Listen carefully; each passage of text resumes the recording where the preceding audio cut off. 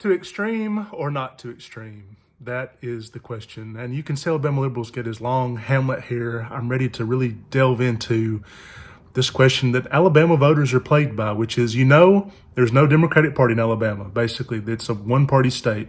And so you're torn. Do you want sort of the vaguely potty-trained Republicans, or do you want the full-on bath salts, crazy asses that, shit in the woods and carry guns everywhere and go nuts? I mean, who do you want to represent the state? And it's kind of a tough choice because in a normal election, you could say, well, we want the Roy Moores, the very big extremist that nobody wants, because Doug Jones, he has a chance of beating somebody like that. But in the races this year, there are no real Democratic candidates. I mean, there's just, the DNC in Alabama has just basically put up nobody. And you almost can't believe it because Richard Shelby has been a senator my entire life, okay? And this first vacancy that they've had in nearly 40 years, they're not really going to put up a very good candidate or hardly any candidates until very late in the game. So it's almost like they're conceding it and saying whoever wins the Republican primary is going to win that race. And that's a huge problem because then you're torn between, do you want some fucking nut like Mo Brooks? Do you want somebody who's only kind of crazy like Katie Britt? Do you want a total, loon? You have Kay Ivey who's been there. You kind of know what you're going to get, which is somebody who's basically asleep. There basically is no governor of the state. It's a really tough dilemma. I kind of go with it with the governor's mansion, I want somebody relatively decent. Like 4 years ago in the Republican primary, I would have voted for Tommy Battles, the mayor of Huntsville, over Kay Ivey. This time, because the governor's race is the nut lady that Trump's put up, and Tim James, whose only real qualifications are he's the son of Bob James, and Kay Ivey, I guess you kind of almost have to go with Kay Ivey, who is just not totally nuts.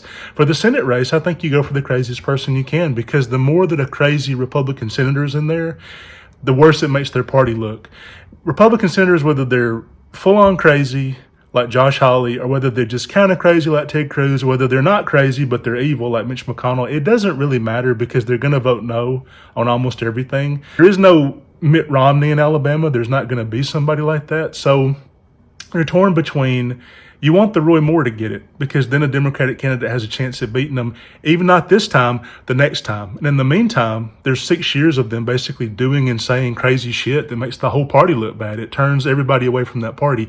I almost think there's the real moderate Republicans like Mitt Romney and Susan Collins who might vote every now and again, every blue moon, they might do the right thing. But there's a lot of moderate Republicans that are not at all, like Ben Sass, who almost never vote the right way and never do the right thing.